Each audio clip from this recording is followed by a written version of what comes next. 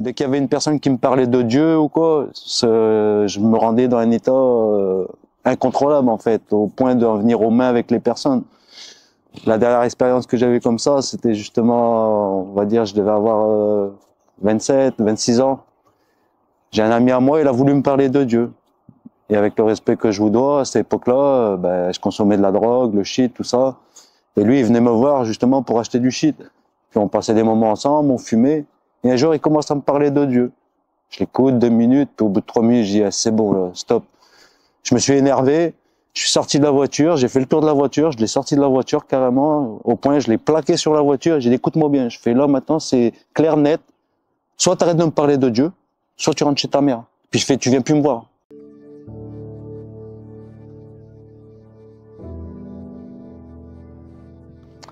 Bonjour, je m'appelle Jean-François, j'habite dans le sud, dans la région du Gard. Mon enfance, j'ai eu une enfance plutôt bien remplie, avec des parents qui m'apportaient tout ce que j'avais besoin. Mais quelque part, j'ai toujours eu quand même un manque au fond de mon cœur, qui a été caché par une douleur qu'on a traversée, car j'ai perdu un petit frère étant jeune. Et donc assez jeune, l'ennemi m'avait mis dans le cœur que Dieu n'existait pas et que si Dieu existait, mon frère serait encore là, quoi. Et donc j'ai grandi comme ça, avec la conviction que Dieu n'existait pas. Et inconsciemment, quand j'ai passé à l'âge de l'adolescence, j'ai plongé dans l'alcoolisme, les drogues, tout ça. Moi, je prenais ça pour un plaisir, parce que c'est vrai que je passais des bonnes soirées, je m'amusais, je pensais que je faisais ça parce que c'était bien, quoi. Mais inconsciemment, je me rendais pas compte que je me détruisais par rapport à cette douleur qui était sur mon cœur. Puis donc j'ai continué à grandir comme ça. Puis plus je grandissais dans l'adolescence, après j'avais conscience que Dieu il devait exister, qu'il devait avoir quelque chose. Mais l'ennemi continuait de garder mon cœur enfermé.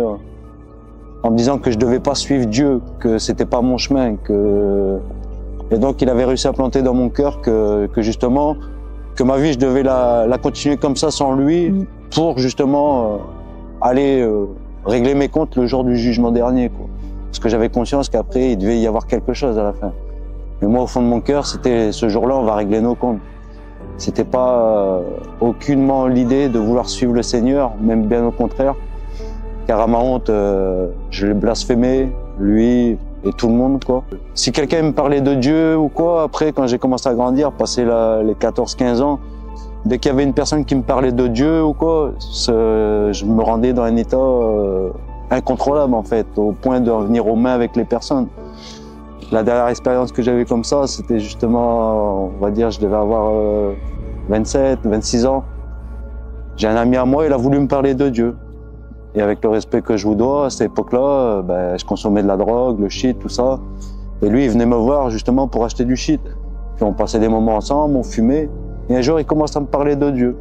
Je l'écoute 2 minutes, puis au bout de 3 minutes, je dis, ah, c'est bon, là, stop. Je me suis énervé, je suis sorti de la voiture, j'ai fait le tour de la voiture, je l'ai sorti de la voiture carrément, au point, je l'ai plaqué sur la voiture, j'ai dit, écoute-moi bien, je fais là, maintenant, c'est clair, net. Soit t'arrêtes de me parler de Dieu, soit tu rentres chez ta mère. Puis je fais, tu viens plus me voir. Alors que c'était pas du tout mon intérêt, hein. Ce garçon, il m'achetait du shit tous les jours, tout ça, et il me faisait travailler, comme on dit malheureusement dans notre milieu. Mais malgré ça, j'étais prêt à perdre tout ce qu'il m'apportait, juste parce qu'il me parlait de Dieu. Et au moment que je l'ai plaqué comme ça, je refais le tour, je me remets à ma place, et on est en train de fumer. Et d'un seul coup, il me regarde, mais avec un air tellement triste. Je crois que c'est la première fois que j'ai vraiment vu une telle tristesse dans les yeux de quelqu'un. Et il me regarde et il me dit, mais mon frère, je peux te dire une dernière chose? Je dis, vas-y, dis. Non, même pas carrément, il me dit carrément, je peux te dire une dernière chose que Dieu, il dit? Alors moi, énervé, je lui dis, vas-y, dis-moi ce que ton Dieu, il a à dire, là, comme ça. Et il me dit, Dieu, justement, il dit, venez à moi tel que vous êtes, vous qui êtes fatigués et chargés, et moi, je vous donnerai du repos. Je dis, ouais, c'est bien, vas-y, c'est bien, oui, il a raison, ton Dieu, tu sais. Hop, il passe, il me dit plus rien. Quelques années plus tard, 2 ou 3 ans plus tard en fait, je suis parti dans une autre région, dans les alentours du Gard, à Avignon pour être précis, et vers des amis. Et je faisais des travaux comme ça pour un collègue, on va dire.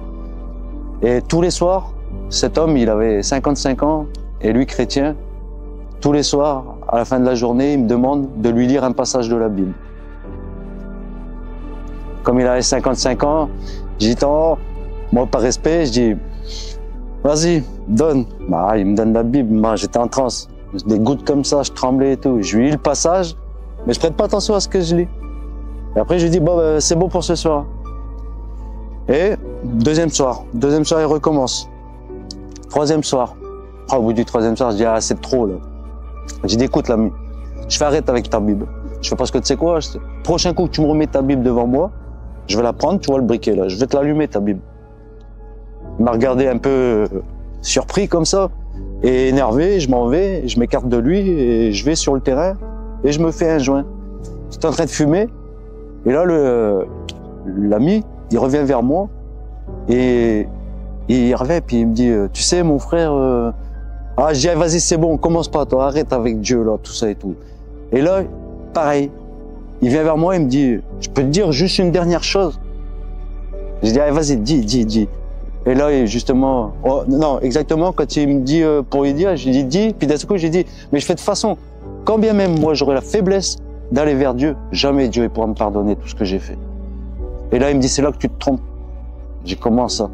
Il me dit, oui, parce que Dieu, il dit, venez à moi, tel que vous êtes, vous qui êtes fatigués et chargés. Bah, Seigneur. Quand il m'a dit ça, ça m'a fait un impact dans mon cœur, mais comment? Ça m'a fait quelque chose de puissant qu'on peut pas décrire. Si on le vit pas, c'est indescriptible. Mais sauf que cette chose que je ressens à ce moment-là, je me rends compte que plusieurs fois dans le passé, dans ma vie, ça m'est arrivé où j'étais mal pris dans ma vie et où il aurait pu m'arriver des choses dramatiques. Mais j'ai ressenti ce sentiment. Et là, boum, je trouvais une solution à mon problème. Et là, je me dis, mais comment ça? Je fais alors, même quand je te blasphémais, même quand je t'insultais, que je faisais n'importe quoi, toi tu gardais ma vie. Mais en esprit comme ça, sans rien dire à personne. Et de là, directement dans mon esprit, et au moment que ça commence à me venir, le frère, moi je commençais à pleurer comme ça. Et le frère, il me regarde en rigolant. J'avais 29 ans à ce moment-là, 55 ans, il me regarde en rigolant. J'ai commencé ça. Je fais, tu vois que je suis presque en train de chialer devant toi comme ça, et toi, tu rigoles. Elle me dit oui, parce que là, je sais que Dieu, il a touché ton cœur. Et au moment qu'il donne la parole, il fait le geste comme ça. Et au moment qu'il fait le geste comme ça, je ressens une deuxième fois, mais vraiment ce sentiment, je dis, ah, c'est pas possible. Et là, vraiment, je rentre en moi-même et je dis, ben, si c'est vrai que c'est toi que tu gardais ma vie, ben, savoir où j'étais, juste à côté, il y avait une église évangélique. Et le lendemain, je savais qu'il y avait une réunion. Là, directement dans mon cœur, et en esprit, j'ai dit, ben, si c'est vrai que tu existes et que c'est là-bas qu'on peut te trouver, ben, demain, je vais venir. Mais je vais venir une fois. Présente-moi à moi parce que sinon tu me reverras jamais. Et là, dans sa bonne grâce, justement, le lendemain, comme j'ai dit, en fait, j'ai voulu pour aller à l'église. Après, il y a eu des petites oppositions, justement, genre des personnes qui venaient pour m'appeler ou appeler le collègue qui était avec moi. Et moi, je prenais ça pour du harcèlement. Je connaissais pas Dieu. Le fait qu'on vienne de t'appeler parce que la réunion va commencer, des fois t'es occupé, tu te rends pas compte, t'es content qu'il y ait un frère qui vienne t'appeler. Moi je prenais ça pour du harcèlement. Pourtant j'aimais pas encore Dieu. Hein. Ben, pour moi je supportais pas ça. Parce que pour moi j'estimais que si on allait vers Dieu justement, on n'avait pas besoin de venir nous appeler. Si tu suivais Dieu, ça devait être dans ton cœur. T'avais pas besoin qu'on vienne te harceler ou voilà. Parce que je prenais ça pour du harcèlement, je connaissais pas. Et d'un seul coup l'ennemi commençait à m'attaquer déjà. Ah, tu vois pas, toi, il te laisse pas tranquille et tout, c'est ça que tu veux? Et j'étais là, prêt à pas vouloir y aller. Et d'un seul coup, le Saint-Esprit m'a repris. En me disant, c'est ce soir que t'as dit que tu venais. Ouais. Et là, je suis rentré en moi-même et je dis, c'est vrai. Faut que j'y aille. Moi, à ma honte et avec le respect que je vous dois, j'ai roulé mon joint, je suis parti à l'église et j'avais consommé d'autres drogues pendant la journée. On va pas s'étaler là-dessus parce que mais j'étais à l'église, mais complètement défoncé, quoi. Et j'ai éteint mon joint sur la marche de l'église.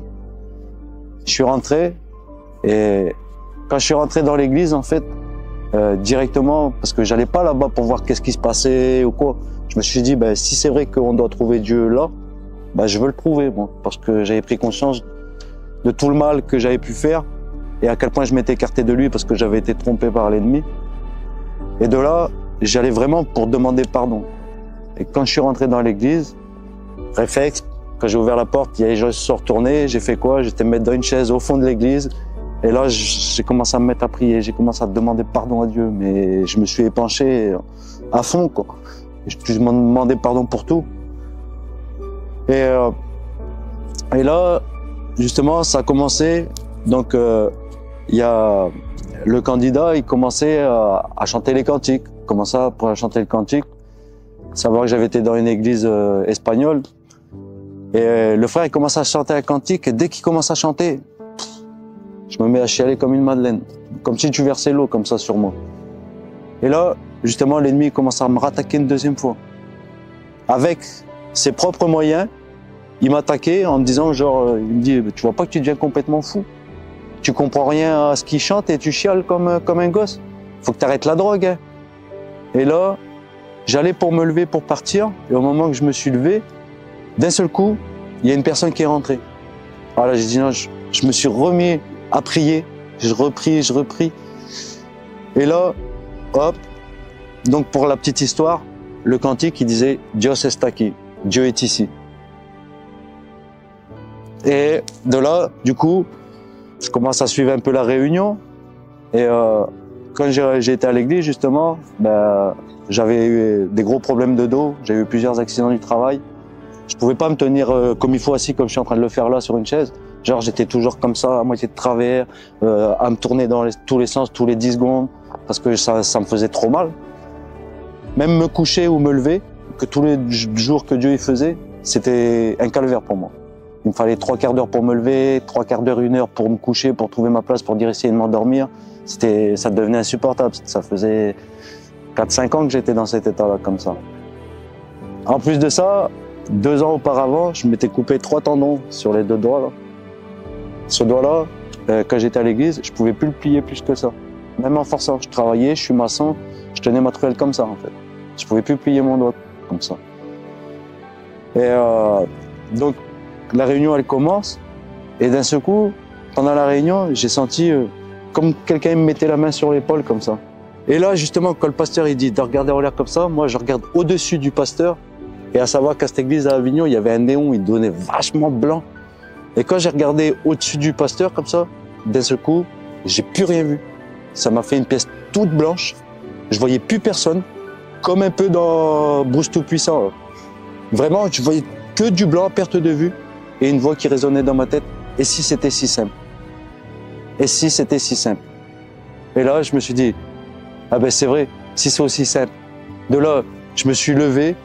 J'ai levé les bras et j'ai dit à Dieu, j'ai dit, ben, si c'est vrai que c'est si simple, ben, regarde, aujourd'hui, je suis là, je suis au pied de ta croix, je m'acclame à toi, vas-y, monte-toi à moi maintenant. Et là, la réunion, elle se termine et ça me travaillait mon cœur. J'étais bouleversé, mais sans savoir ce qui s'était passé ou quoi. On sort de l'église, donc je fais quand même, je me lève, je repars droit comme un i. Et arrivé là, donc je sors de l'église, oh, j'arrive à la porte de l'église, je me rends compte que j'ai plus mal au dos. Je me dis, il faut que tu arrêtes la drogue. Hein. Et je m'en vais, je pars. Je rejoins donc un collègue à moi, et de là, juste avant la fin de la réunion, il y avait eu une prophétie. On s'en va, et on devait aller chercher des cigarettes, et là il me dit, on va chercher des cigarettes, tout ça. Et d'un coup il me demande, il dit, alors cette première réunion? Incapable de sortir un mot. Tellement j'étais bouleversé dans mon cœur, puis je comprenais pas ce qui me venait de se passer. Et là, je lui dis, gros, il s'est passé un truc bizarre pendant la réunion. Il me dit, de quoi? Je fais, t'as pas vu comment je suis sorti de l'église? Il me dit, non. Je fais, tu vois pas que j'ai plus rien à mon dos, je suis sorti, j'ai pas mal à mon dos, droit comme un i et tout.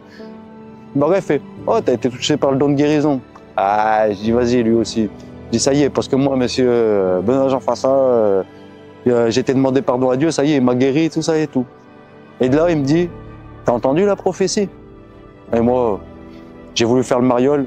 Bah oui, la prophétie, elle a dit. Au moment que j'ai voulu pour la dire, incapable de la dire. Au moment que j'ai voulu pour la dire, j'ai compris qu'en fait, la prophétie, elle était pour moi. La prophétie, c'était, vous êtes tous mes enfants. Et là, J'étais rempli du Saint-Esprit, commençais à me mettre à chialer, j'arrivais plus à m'arrêter. On a été chercher les cigarettes, revenir, je sais à peine si j'ai réussi à m'arrêter. Et dans la continuité, justement, mon collègue, 2-3 jours après, je devais aller chez un autre collègue pour faire des travaux. Il me dit, on va bien voir, tiens, justement, si ton dos t'est guéri ou pas. Il fait, cette semaine, tu dois aller chez le petit. On verra si t'as encore mal à ton dos. Ouais, d'accord. Je dis oui, mais sans vraiment y croire. En fait, j'ai senti qu'il y avait quelque chose qui m'avait bouleversé. Mais de là jusqu'à ce qu'à dire que Dieu m'avait soigné parce que j'étais demandé pardon, j'y croyais pas, quoi. Faut être honnête, j'y croyais pas du tout. Et de là, 3 jours après, je pars chez le collègue, je commence les travaux. Et exprès, moi, justement, moi, tête dure aussi, je dis, tiens, si c'est vrai que, soi-disant, le Dieu, il m'a guéri, là.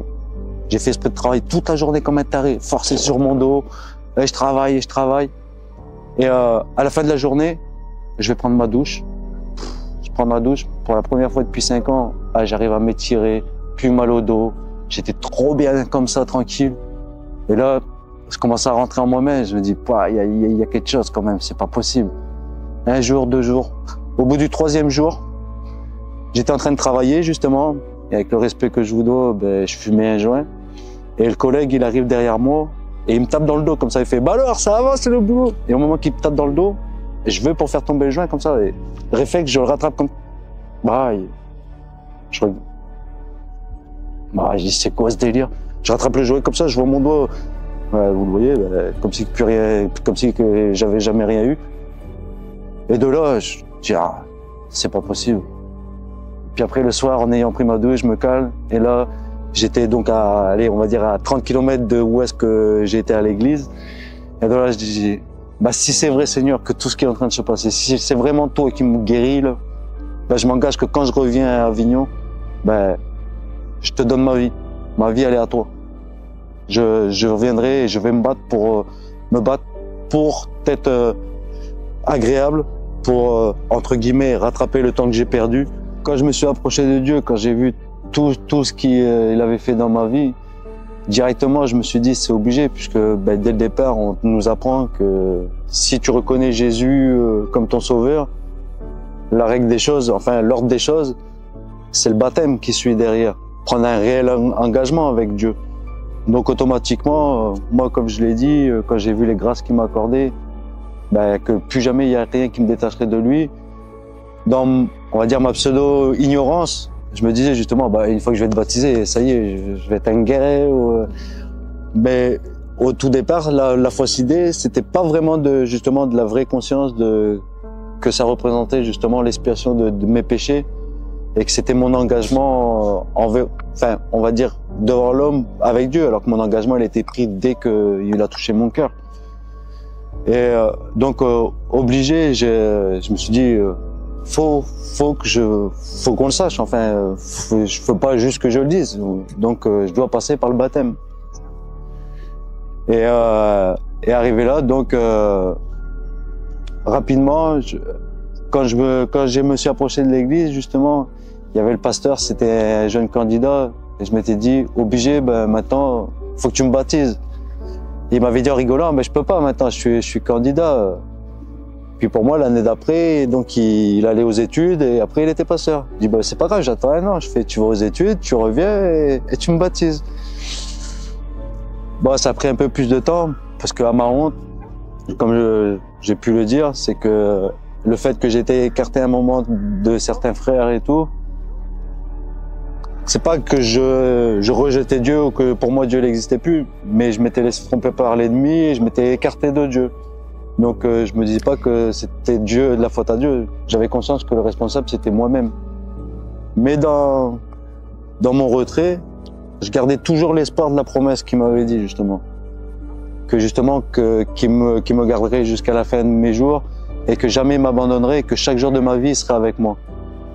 Donc je me suis battu pendant, on va dire quand même 2 ou 3 ans pour pouvoir tenir et arriver au baptême.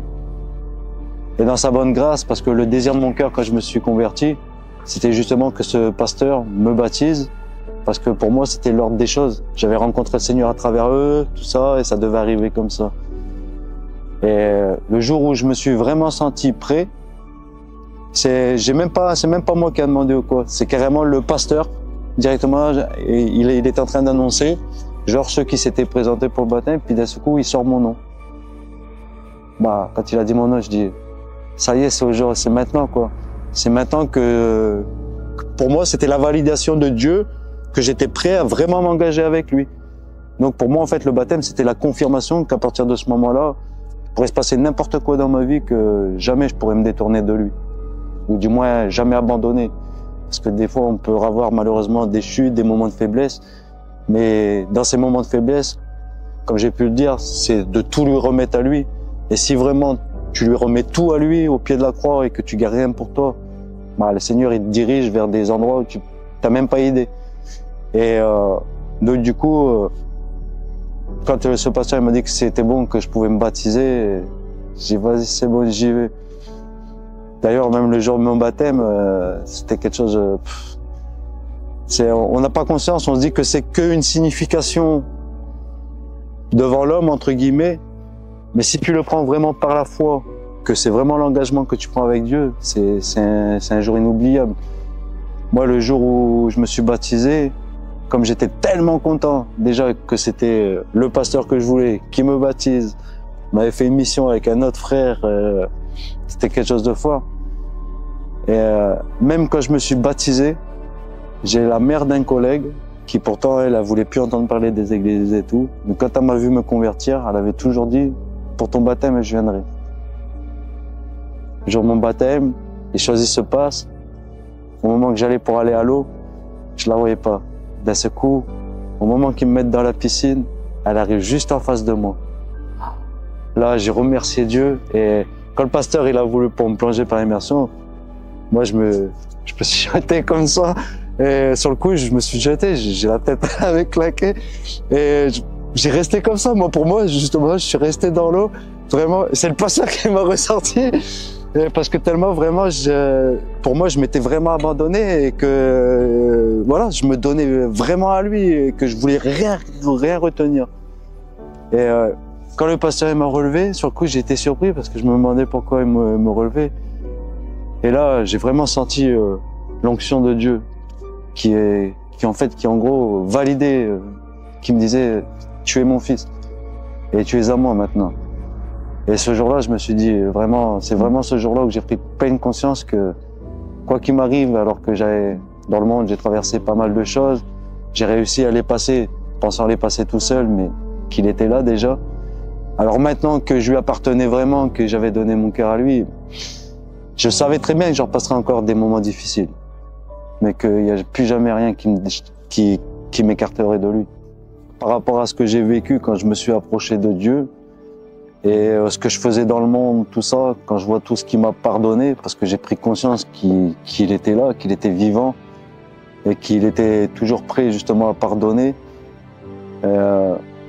obligé que dans mon cœur il était à lui, quoi. Comme je l'ai dit quand je l'ai rencontré, que ben justement, ouais, vu tout ce qu'il avait fait sur moi, avec tout le mal que je lui avais fait, il était normal que moi j'essaye de faire tout ce que je pouvais pour lui être agréable, pour pouvoir justement pouvoir témoigner de ce qu'il fait dans une vie, pour que des gens ils puissent justement le rencontrer, faire leur propre expérience. Car justement, avec tout ce que j'ai fait, moi je sais que Dieu justement, il pardonne tout. Si tu viens vraiment avec ton cœur repentant, si vraiment tu lui donnes ton cœur et que tu gardes rien pour toi, le Seigneur il te pardonne tout, puis mais il te rend tellement plus que tout ce que le diable il t'a enlevé. Après je dis pas que forcément d'un seul coup la vie elle vient toute rose, hein. Comme on dit justement, la vie c'est pas un chemin de rose. Mais au moins après quand tu passes des difficultés, quand tu as la grâce de justement connaître Dieu et que tu l'as dans ton cœur, même les plus grosses douleurs ou les moments les plus difficiles, c'est pas qu'ils sont plus faciles, ils sont aussi durs que normal, mais tu as une paix et quelque chose qui te donne une force supplémentaire, on va dire. Pas que tu n'as pas de super pouvoir, hein, c'est pas non plus, mais quand tu as la grâce de connaître Dieu, tu apprends à relativiser sur les difficultés du monde, sur ce que tu es en train de traverser. Puis quand tu es dans des moments difficiles, si justement tes problèmes, tu lui remets à lui, ben, il est toujours là pour t'amener soit une personne, une situation qui va faire que tu vas avoir le réconfort dans ton cœur. Puis ben, une fois que tu auras passé cette douleur, ça veut pas dire que tu n'en passeras plus d'autres. Mais la douleur que tu viendras passer, ben, tu vas même plus y penser parce que tellement que le Seigneur il aura remis de la paix dans ton cœur, ben, les choses dures de ce monde, ben, ça paraît banal en fait. Même si des fois on est un peu découragé, mais quand on regarde tout ce qu'il fait dans notre vie et surtout vers quoi il nous dirige, ben, tout devient beaucoup plus facile. Avec ses difficultés, mais moi je sais que par grâce justement, il y a eu des moments où malheureusement je m'étais un peu écarté, où j'avais mal à mon cœur parce que justement je sentais que je m'écartais, mais je savais pas comment m'en reprendre parce que je venais de rencontrer Dieu, mais j'ai eu un moment où j'étais un peu écarté de certains frères et sœurs. Mais à chaque fois que justement j'avais tendance à m'écarter un peu de trop, chaque fois le Seigneur il a remis un frère ou une situation dans ma vie pour me rappeler ce que j'y avais promis quand je l'ai rencontré. Parce que quand j'ai pris conscience que c'est lui qui me guérissait et puis qui m'a enlevé, parce que il m'a enlevé de la drogue, de l'alcool. Alors même pas 1 mois et demi de temps que je me suis approché de lui, de 10 grammes de cocaïne par jour, alcool, shit, même une cigarette je la mettais plus à ma bouche. Je me suis dit obligé qu'il faut que je me batte pour répandre justement cet amour qui peut mettre dans un cœur et la paix. Puis surtout prendre conscience, faire prendre conscience aux gens que l'histoire de Jésus, c'est pas juste une histoire. Même si les gens de ce monde, ils l'ont un peu repris pour le commerce, tout ça et tout. Mais il faut savoir qu'il y a un homme qui a vraiment donné sa vie pour nous, pour qu'on puisse avoir la vie. Et par ce cadeau immérité, ben, ça vaut le coup des fois de devoir passer des moments difficiles. Mais on sait qu'on a tout à gagner avec Dieu. S'il y a un conseil que je peux donner à quelqu'un, c'est approche-toi de Jésus, parce que ce qu'on ne sait pas, c'est ce qu'on nous dit dans les livres, tout ça, que la fameuse petite histoire. Vous arrêtez pas ce qu'on vous dit. Allez la lire, cette histoire. Renseignez-vous, cherchez-le. Car comme sa parole elle le dit, qui cherche trouve. Et ça vaut le coup de trouver Jésus. Peut-être que toi aussi, tu t'identifies à ce témoignage ou du moins, tu as compris que tu avais besoin de Jésus-Christ. Pas seulement d'être dans une religion, dans une croyance, mais tu avais besoin d'expérimenter Dieu, d'expérimenter cette paix, cette véritable joie qui vient de Dieu. Alors, je t'invite, si toi aussi tu veux devenir enfant de Dieu, à faire cette prière avec moi, à répéter à voix haute, à fermer tes yeux et à croire de tout ton cœur. Et tu vas tout simplement dire, Seigneur Jésus, aujourd'hui je veux te rencontrer. Je crois que tu es le Fils de Dieu et qu'il t'a ressuscité d'entre les morts. Je te demande pardon pour tous mes péchés. Je décide de me repentir, de t'ouvrir mon cœur, de te recevoir et de t'accepter comme mon Seigneur et mon Sauveur. Merci Seigneur parce que tu me libères et parce que tu me délivres. À partir d'aujourd'hui, je deviens ton enfant. Les choses anciennes sont passées et toutes choses deviennent nouvelles. Au nom de Jésus, j'ai prié. Amen. Amen, amen, amen. Bravo et félicitations si tu as fait cette prière. Laisse-moi te dire que ta vie ne sera plus jamais la même. Tu peux faire confiance à Dieu. Il est ton Père, il est ton ami, il est ton confident. Parle-lui avec tes propres mots, avec les mots que tu as dans ton cœur. Il est là pour t'écouter et fais-lui confiance. Alors, si tu as fait cette prière, n'hésite pas à m'envoyer un message sur ma page Instagram « Partage ton histoire » afin que je puisse te donner quelques conseils pour le début de ta nouvelle vie en Christ. Et également, si tu as un témoignage, n'hésite pas à me contacter sur Partage ton histoire, sur Instagram bien évidemment. Et je me ferai un plaisir de te recevoir dans cette émission afin de pouvoir partager ton témoignage au reste du monde. Merci, que Dieu vous bénisse abondamment et on se dit à une prochaine dans Partage ton histoire. Venez découvrir des parcours de vie bouleversants, des témoignages poignants dans l'émission Partage ton histoire, animée par Chantal, tous les lundis à 20h sur EVTV.